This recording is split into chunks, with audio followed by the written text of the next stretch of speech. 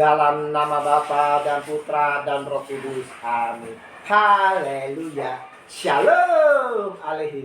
Berjumpa lagi dengan saya pada perenungan hari ini, tanggal 21 Oktober 2021. Yesus pembawa pertentangan. Bacaan liturgi hari ini diambil dari kitab Roma 6 ayat 19 sampai dengan 23 dan Injil Lukas 12 ayat 49 sampai dengan 53.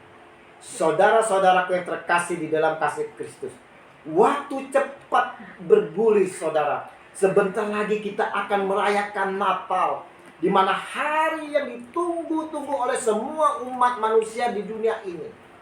Nah, apa yang terpikirkan di benak kita, saudara, pada saat kita mendengarkan kata Natal? Tentu jawabannya beragam-ragam, saudara. Semuanya bernada positif. Ada yang menjawab damai sejahtera, sukacita, kebahagiaan, liburan, harga promo yang besar-besar, hadiah dan sebagainya, saudara. Kedatangan Tuhan Yesus diidentikan dengan damai, sukacita, penuh kebahagiaan, pesta pora di mana-mana. Tetapi saudara-saudara yang terkasih, kalau kita simak dan renungkan renungan hari ini, kita akan terkejut. Why? Kenapa? Yesus sendiri katakan ini kepada kita semua.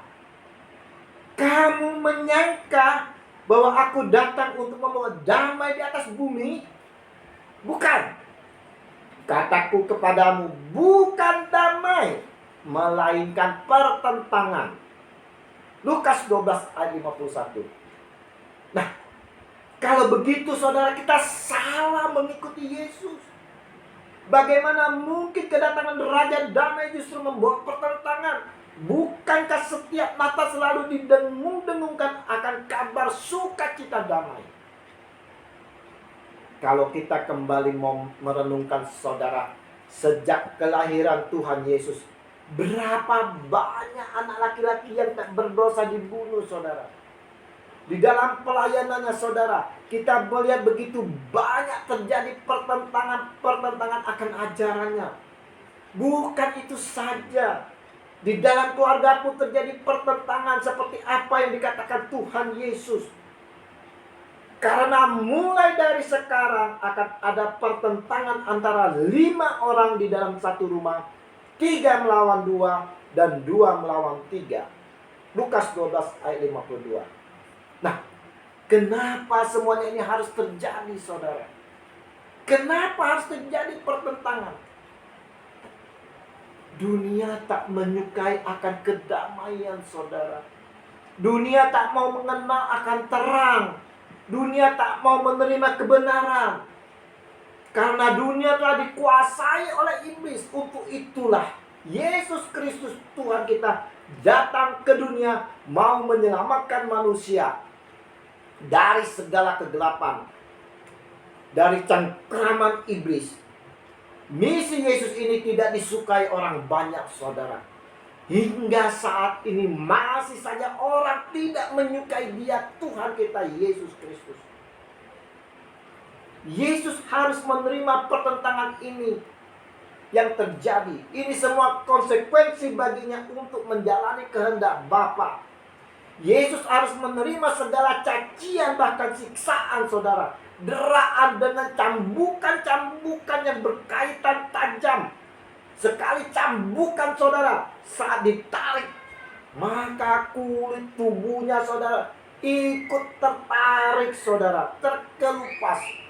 Ini semua adalah salib Yesus yang harus Dia tanggung demi menggenapi kehendak Bapanya di surga, untuk menyelamatkan manusia dan dunia. Yesus sebagai tanda pertentangan itu sudah dibuatkan oleh Simeon, saudara, ketika Yesus dipersembahkan di dalam bait Allah. Kita dapat lihat di dalam Lukas 2 ayat 34. Sebagai pengikut Kristus pun, pertentangan ini menjadi konsekuensi kita, saudara.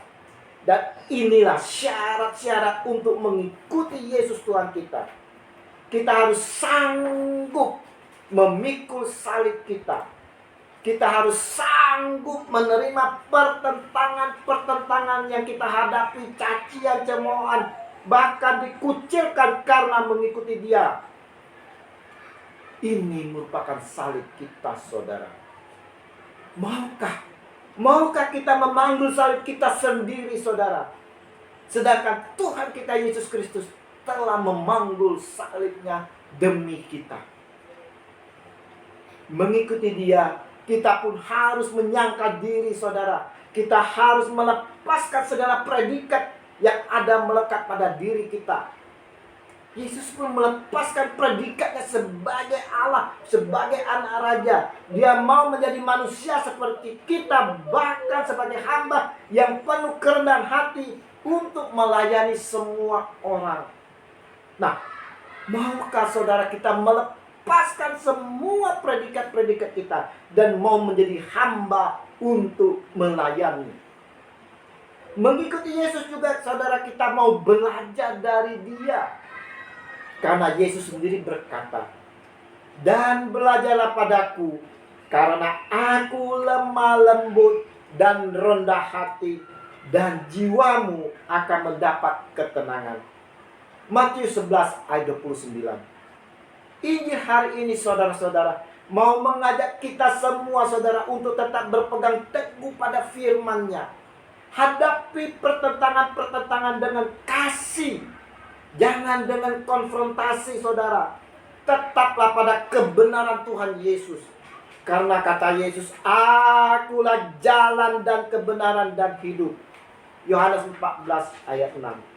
Mari saudara-saudara yang terkasih, kita mau mengikuti Yesus dengan memanggul salib kita, menyangkal diri kita, dan mau belajar dari Dia sendiri yang lemah lembut. Tuhan Yesus memberkati. Amin. Dalam nama Bapa dan Putra dan Roh Kudus. Amin. Shalom Aleichem.